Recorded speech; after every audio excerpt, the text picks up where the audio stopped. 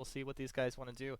Are they going to be able to get this Adagio? Will it be banned out? I'm assuming it will be. In this specific case, I would actually, for the side Noble, I would take out that Ringo first, or take out Glaive, making sure that one of them's out of that picture, and you're kind of forcing Gangstars Vega to ban that Adagio. If they don't, that's the first thing that Noble's going to pick up. All right. Well, it looks like they're highlighted on that Taka. That was their ban in game 1. If they do ban out this Taka, I'm going to be a little bit surprised here. Yeah, you know, like with the Taka ban, I'm not feeling it too well unless they're very dependent on running a Sky. Particularly, you do have very strong Sky players across the board with Chicken123, Coeds both, and Best Chuck and A. All three of them know how to execute Sky perfectly. Yeah, well, you see Best Chucky takes to fill up the composition and counter against what Gangstars Vega is going for. I do feel like Vega will be leaning more towards that early game composition, trying to play what they play best. What hero do you think gets plugged into this? Well, Ringo works into this very well, but the thing here is they already have Scarf on the other side. Particularly, I would actually want to secure up my jungle carry first, just to make sure that I have that early game dominance. I mean, from time to time, we do see this. Play what they play best. What hero do you think gets plugged into this? Well, Ringo works into this very well, but the thing here is they already have Scarf on the other side.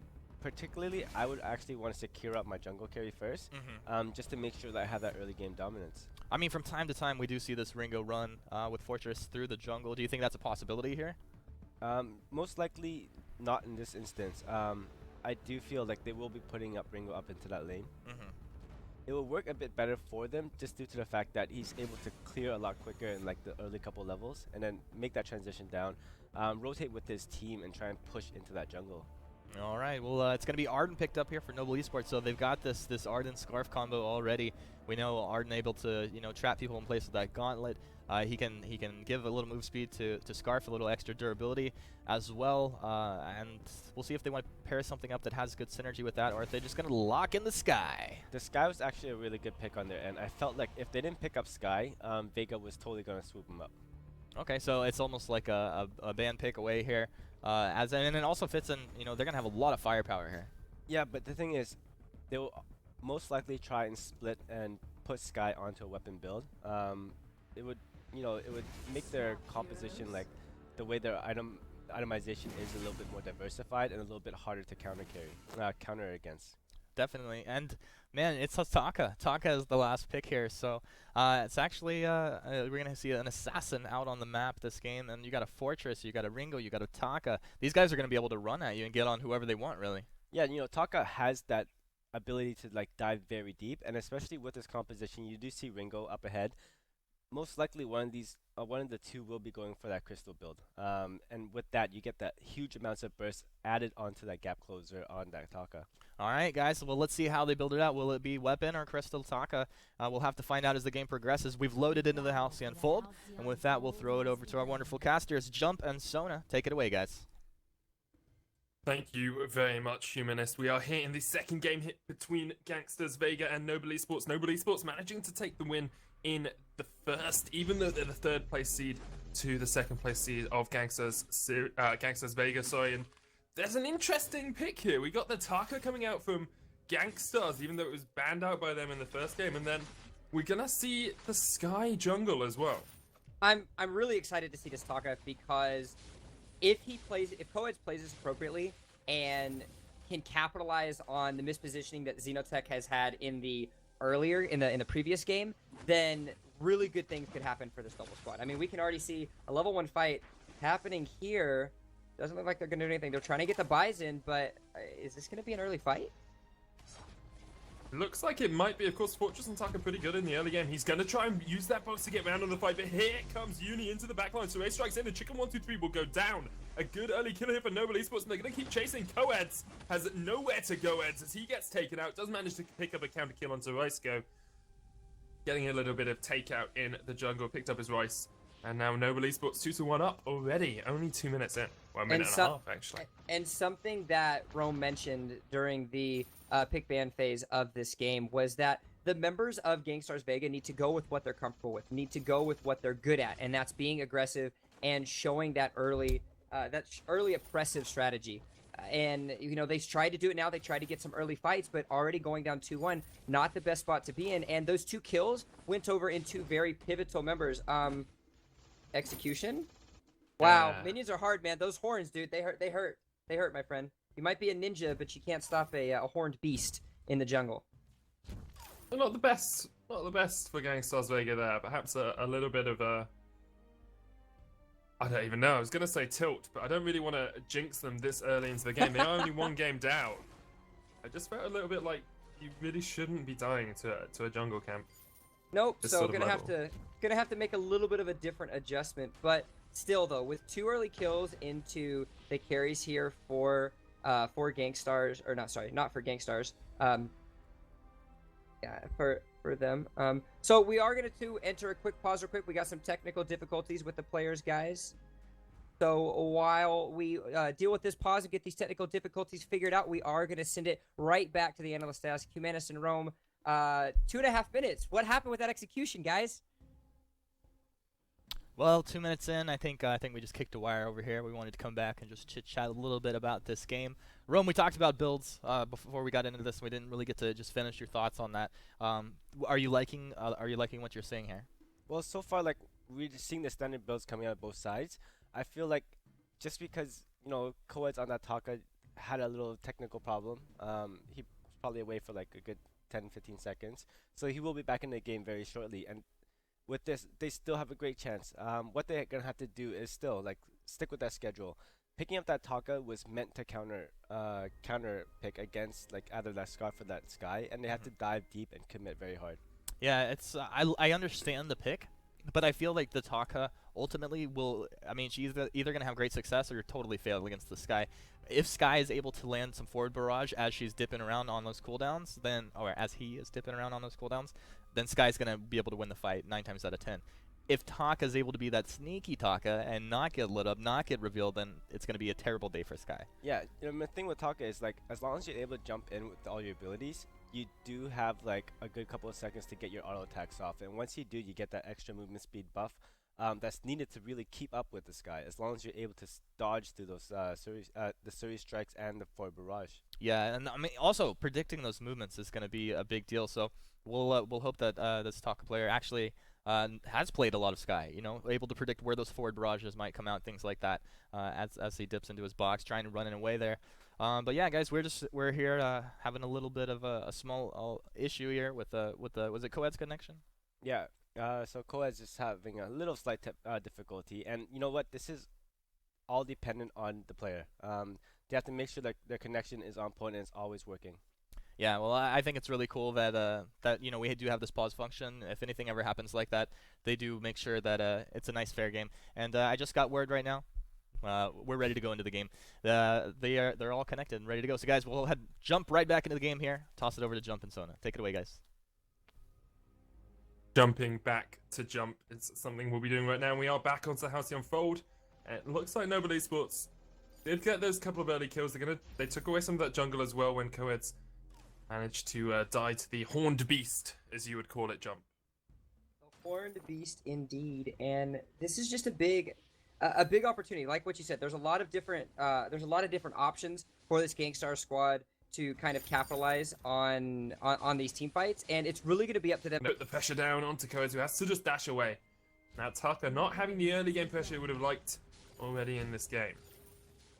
Lots of pressure being put down indeed, and it's rounds that the members of Gangstars Vega can do, but if they can't, then it's going to be kind of a struggle. Definitely is. We see Raisko is going to position in this lane with Xenotech, just waiting to see perhaps if Coeds and Best Chuck and A decide to go for the gank. The box comes down, they're going to jump on Raisko, who'll try to get himself away with the Vanguard. Runs through that bush and will get the movement speed to run his way away. Now Uni off towards the side, going to put the pressure down onto Coeds, who has to just dash away. Now Taka not having the early game pressure he would have liked already in this game. Lots of pressure being put down indeed, and it's really going to come up to applying that pressure, because we saw what happens if you aren't able to put that pressure onto the members of Noble Esports. Applying that pressure and putting yourself in something different is the only way that you're going to succeed. But if not, then I'm just not sure that Gangstars Vega are going to be able to pull it out. Yeah, quite possibly. That you see Chicken123 defending his turret in the lane there, but Looks like Noble Esports just going to back away for now. They have got that gold advantage off a couple of early kills. Now they're going to go across position around that gold miner. Not going to take it for now. Still very under-leveled. Don't want to pick up that gold too soon. Otherwise, you're not going to get enough. Like pocket money. Sometimes, you know, you want your parents to collect it up for you for a while. You know, this is in the good old days, obviously. I no longer have pocket money. Well, isn't that what savings accounts are for these days? Like, yeah, so you save your money and then, you know, you go out and you buy something new and it's great and you're just saving up money. It's like a piggy bank. You guys have piggy banks in the States? Yes, we have piggy banks, Sona. I'd like to know these things, you know? You got all these wacky things in the States, you know, Reese's Pieces, which are delicious. They're amazing. Interesting indeed. But now, as we're just over the 5-minute mark, that miner's about 1/3 of the way completed. So that's going to be a payout that's going to be on the minds of both of these teams in the next 60 to 90 seconds. And as we started getting into this too, there's also a big opportunity for some huge item spikes trying to get something. We are having the CP scarf being built, getting that early kill, allowing to expedite that late game a little bit faster. Definitely going to be helpful for them, and it's just going to be, again, a big opportunity for the members of Noble Esports if they're able to pull out this game, because they do have a lot of expectations. They really want to be able to live up to that hype and put themselves in a solid position and make it out of these qualifiers, and their first big task is going to be against this Gangstars Vega squad. Absolutely, and I think something we haven't really talked about that much that we can explore a little bit more is the double CP into double WP, double weapon power into double crystal power builds that are coming out here. We see Ringo and Taka going towards that weapon power, and of course we've got the Sky and the Scarf going towards crystal power. So you have to think with Noble Esports getting the early game advantage, they're going to be able to scale so much better as we get into these 10-15 minute fights. Yeah, and this is something that we talked about and we expected to happen from GankStars. They wanted to go with a little bit more of the early game spike, a little bit more of that early to mid game power, going with these weapon power builds, but they're just not being aggressive enough to get it done. You've got kind of like a pseudo 2v2 lane happening here, happening here for both of these teams, and as a result, it's just not allowing the other members to try to get themselves farmed up and get some kind of aggressive maneuvering happen. And this is going to work out so well in the Noble Esports strategy because of the direction that they're going with their builds. Definitely is. They've got the Frostburn already completed on that Sky, so Uni going to be able to slow all of those enemy champions and enemy heroes, and with the Broken Myth as well on the Scarf, they're going to be putting a huge amount of damage down in these fights. It's all about Xenotech's positioning and whether we will be able to see Coed jumping onto him in that backline. He's the one who really needs to take out this Scarf. Death from Above's going to be popped on the minion mine, the gold mine as well in this middle portion of the map, and they'll be able to take that one down. So it's an immense payout for them. Now Taka off towards the side. Coed's going to try and put that damage down onto Xenotech, but he's going to get caught out and he'll get destroyed here by Noble Esports. We saw the rest of Gangstars Vega were not in position to help him out, and Noble Esports pick up their third kill. And that's just the telltale story of this Gangstar squad. They're 2, 3, 4 steps behind every move that the Noble Esports team has been making, and that's exactly why they're succeeding as well as they have, because they're making these big decisions, because they're making these huge these huge team fights. Louis Strike pops the death from above and will get the stun onto 2 members there, but Best Chuck and A with the attack of the pack should be able to chase down this Sky. Tries to Suri strike his way away again, but Best Chuck and A will pick up the kill. 3 for 3 now. Fantastic capitalization there by the members of Gangstars Vega. A little bit of a mechanical misplay coming out of Uni and the rest. The barrage is in entirely the wrong direction there by Uni. He's going to try and dodge away with the Suri strike. Pops the death from above and will get the stun onto 2 members there, but Best Chuck and A with the attack of the pack should be able to chase down this Sky. Tries to Suri strike his way away again, but Best Chuck and A will pick up the kill. 3 for 3 now. Fantastic capitalization there by the members of Gangstars Vega. A little bit of a mechanical misplay coming out of Uni and the rest of Noble Esports, and the members of Gangstars Vega were able to successfully counteract that. And now Xenotech just keeping suit again, getting caught out in his own jungle, wasn't prioritizing himself the way that he needed to, but Riceco going to pick up a little something for himself along the way. I'm really not sure about this Ringo build. He's gone for an alternating current now as well, alongside heavy steel. It kind of feels a little bit like... It's the hybrid build, man. Didn't you know that? Well, yeah, but if you go hybrid, you go like tension bow into like alternating current or something. You know, you get... Or tension bow, like... it just doesn't make sense. No, but you also have to remember Tension Belt Aftershock. Tension Belt Aftershock is like the classical hybrid build. Why would you build? Well, you also have to remember, power, and then after. He did spend the money into the reflex block as well. So like spending that yeah, cost efficiency into that, and then like you having, I guess it was in a sense of just not to delay any of his other builds. I'm gonna get a little bit here. All right, now I need to finish this reflex block, and then I'm gonna go for something like that alternating current, and that I guess is his thought process. But I mean, this is why we're casting it, and they're the ones that are playing it. Yeah, I mean, I can't doubt it because they keep winning the fights with it. It just seems very odd to me. Expect to pop there onto Uni, and Coeds is gonna try and jump onto that Sky in the backline now. Iceco needs to be careful because he's all by himself. He's going to get taken out by Chicken123. The Gauntlet's popped in. We'll get the stun onto Best Chuck and A. Uni tries to jump in to get the counter kill, but actually Gauntlet manages to get the kill on to the Chicken123 there. The Ringo goes down, and now we do see Xenotech trying to chase. Has got that Dragon's Breath available. He tries to catch up Best Chuck and A and Coeds, but they should be able to get away, even with that Spitfire and the Goop being popped down.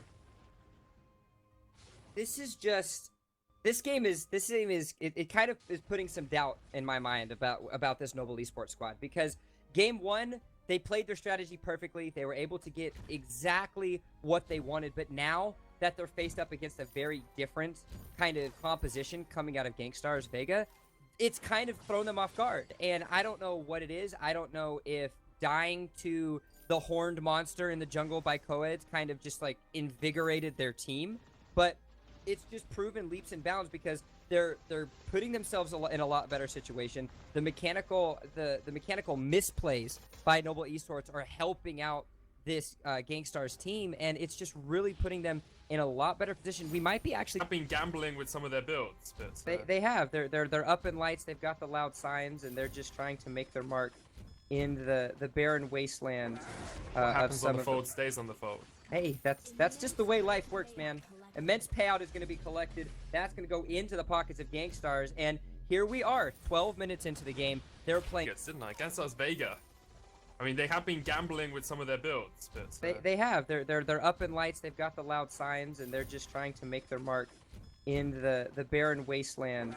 What happens on the fold stays on the fold. Hey, that's just the way life works, man. Immense payout is going to be collected. That's going to go into the pockets of GankStars, and here we are, 12 minutes into the game. They're playing much better than they did in the last. They're capitalizing on the mistakes. Dragon's Breath. The Gauntlet's popped down. Best Chuck and A not in a good position. Hellfire Brew already being used here. Xenotech is not able to take down Chicken123, and now it's only Riceco and Xenotech against the world. Best Chuck and A almost goes down. Won't quite go to the burn. Riceco gets taken out as well. Chicken123 over pushes himself into Xenotech slightly. There is the turret there. Going to try and take down Coeds, who can jump back in. He's got extra item back up now. And Xenotech needs to be a little bit cautious. Yes, he's by his turret, but Coeds has the extra item, Exratsu, to pick up the kill if he's able to get on top of him. Xenotech low on energy as well, but the Tucker will just back away, farm himself up.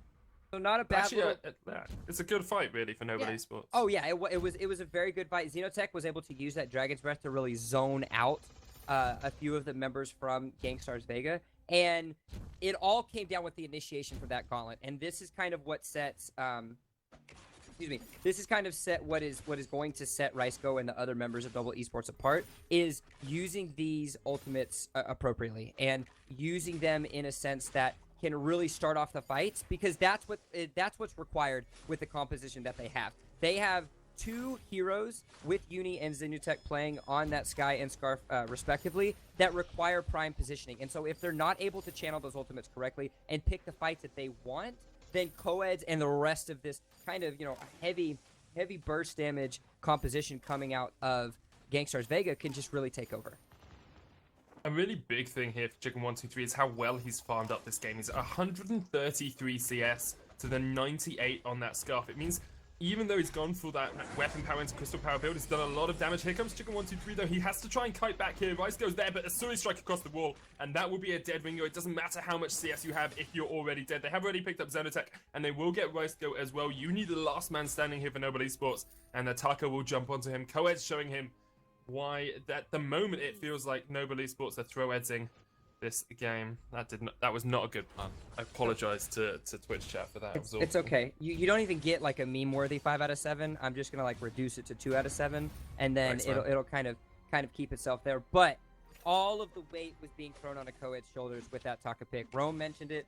Humanis talked about it on the analyst desk of he needed to perform. This pick has to work out for him. And by God, it's pretty hard, pretty working out. Again, that death in the jungle kind of invigorating his team. And he said, all right, you know, this was a little bit embarrassing. So now I need to step it up, and now I need to put the team on my back. And with a 9-3-0 stat line, he's pretty much doing just that. That he is playing superbly well on that Taka. And it, like, I have to admit, in the early game, it didn't look like Gangstars Vega were in this. They missed some of the early game positional plays they could have made. They didn't quite invade the jungle as well as they could have done. Kraken spawned, and that will be one of the next points of contention for both these teams. But Gangstars Vega showing us how you can scale this Taka into the later portion of the game. The question is, can they match up into the double crystal power that will be coming out from Noble Esports as we get further into this matchup? So that's going to be where the tide changes for Noble Esports if they want to come back into this, because there's a highly contested objective with the Kraken. If they're able to position themselves appropriately as Gangstars Vega start to go for this neutral objective, then big things could happen for them. But now it's Koei's getting himself a little bit too far out. Yeah, Gauntlet will lock him out for now. The Dragon's Breath comes down as well, but Koei survives for a long period of time. He does get taken out. A good death from above there will get him locked down as well. Best Chuck NA now the last target. The next target, so is Noble Esports jumps into Suri Strike, but he gets absolutely melted away. The sky goes to heaven very quickly. And a great fight there from Gangstars Vega, managing to turn it around. Suri Strike perhaps a little bit aggressive there. A little too overzealous, and the members of Gangstars Vega were able to capitalize immensely. Chicken 1-2-3 been able to come up. We criticized the style of build that he was going for, but it's ended up proving up worthy as he's been able to come up huge into these fights. Coeds at the very beginning of this went a little bit too hard, tried to get a little bit too much for it, goes down, but then the other members of Gang mechanical misplays of Noble, and now here they are with almost a 6,500 gold lead at 16 minutes. Kraken is unleashed now for GSV, and they're in control. Even with the Eve of Harvest, we saw that Scarf was not able to survive that fight. The Taka does too much damage. He's got the Solar Blade, he's got the breaking point, has got that weapon infusion as well available, and they're going to start popping those infusions now as they look to try and finish this game out with the Kraken push. They've only got the 3 turrets left available. That turret defending their base is quite low already as well. And now with the Kraken, Gangstars Vega are going to try and push this game push this series, into the game 3 that might actually be coming up in just a couple of seconds. And this is kind of another difficulty that you have if you're this Noble Esports squad is, yes, we've talked a lot about how you've got the double CP build coming out of Xenotech and Uni, but because you're going for that build, they're so squishy, and so Coeds and Chicken 1-2-3 can kind of go in, get all of the damage that they want, and just slaughter the other members of this Noble Esports squad. But here it is, the final push, the final battle to defend the Vein Crystal. Yeah, Gangstars Vega are just going to wait. They're going to wait for that gauntlet to be down. The Kraken does fall. They did manage to get 2 turrets out of it. Now Best Chuck, and he jumps back in. He's going to go very low, but Coed tries to get onto the backline. He's jumped onto Uni, who will go down. And now it's just Xenotech and Rice go against the world as they try and defend. The death from above does come down. There's still a turret available here. One of those Vein turrets left up. Coed jumps in. Now Best Chuck and is the next one to go in as well, but they do manage to get 1 kill with that turret. The tanking not quite the best here from Gangstars Vega as they lose 2 members, with the turret still on almost full HP with that shield. So Noble Esports manages to defend for now. They get the Kraken gold as well, but they're still 5,000 gold behind. Yeah, essentially delaying the inevitable here as the 2 turrets are able to go down. Kraken doing its job, and now the members of Gangstars Vega can just go back, get the item buys that they want. Coeds is in a really good spot. He's got the Sorrow Blade as well as Breaking Point completed. A very tanky build coming out of Best Chuck NA, and I really like this decision to be able to just help his team improve their ability to engage with that Warhorn, as well as just keeping things alive. He's 1-2-11, playing a fantastic job as that roamer, playing a more of a supporty style, and it's just really working out for his team. The members of Gangstars Vega are showing much better life in this game than they did in the last, and it was because they made it out of the early game alive. They're starting to play to their strengths. They're starting to let this aggressive personality that they have as a team really play into the fold with this match. Definitely, and Noble Esports on the back foot, and we see Best Chuck NA pushing forward once again. Uni has to try and back away on that Sky. They will just pop the Warhorn to get themselves back towards safety. And now the reposition. Gangstars Vega looking for the final push in this game. Gonna go in, there's the Warhorn pops, and they're gonna try and get onto Uni. Coeds jumps into the backline, there's the Hellfire Brew as well, and that's gonna go onto Xenotech. Pops the Dragon's Breath though, and now so much damage going down onto Coeds. He does pop that reflex block, and Chicken 123 trying to do what he can best. Chuck NA will get taken out. It's a 1-for-1 trade. It's both the Romans down.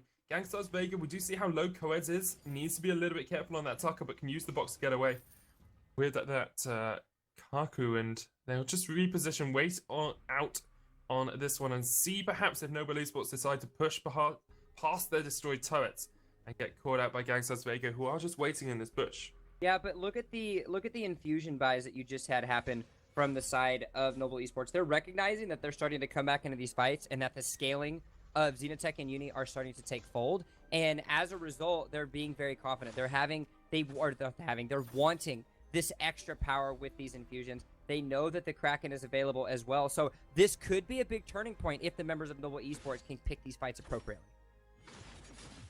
Definitely can be. I mean, we're getting to the point where most of these heroes are fully built. We've got Shiver still picked up on the Arden as well, just to try and be extra sticky in these fights. And a lot of crystal power, you have to say, coming out from the side of Noble Esports. They have the opportunity to win these fights if they position correctly. We saw how well a Gauntlet and Dragon's Breath combination can work previously. Along with that death from above, you've got the stun, you've got the lockdown coming out from Noble Esports, and Gangstars Vega just trying to reposition around, attacking the pack, and the Hellfire Brew is used. They do manage to pop that reflex block. Now Coes is very low. He's trying to get onto Uni, but the kiting back from Uni is very strong at the moment. He's going to Sui Strike back into the team, and now Coes. Uni will go down. Rysco and Xenotech still full HP, both of them though, and Best Chuck will get taken out. Coes is going to try and get onto Xenotech, who's got that Eve of Harvest. He's going to try and heal himself up, but he'll go down. And now Chicken 123 and Coes should be able to take down Rysco very easily. A great fight for Gangstars Vegas. They turn it on its head and should be able to finish out this game. The kiting of Uni and the rest of Noble Esports proved very strong at the beginning of that fight, but the amount of gold and the amount of pressure that Chicken 123 and Coeds have in their pockets just proved too much for this Noble Esports squad. And by God, by golly, that's going to be a game 3. Gangstars Vega riding on the back of this Taka pick. There's a reason why it was banned out in game 1. Coeds 12-4-2 stat line. Fantastic job by GankStars forcing this game 3. Really a great job by them. They managed to bring an early game comp into the later game. A little bit of an interesting build coming out from Chicken 123 with the early weapon power into that alternating current and broken myth. We'll pass it over to our analyst desk, Humanist and Rome. Talk to us about that build path and why it works so well for Gangstars Vega. All right, well, Gangstars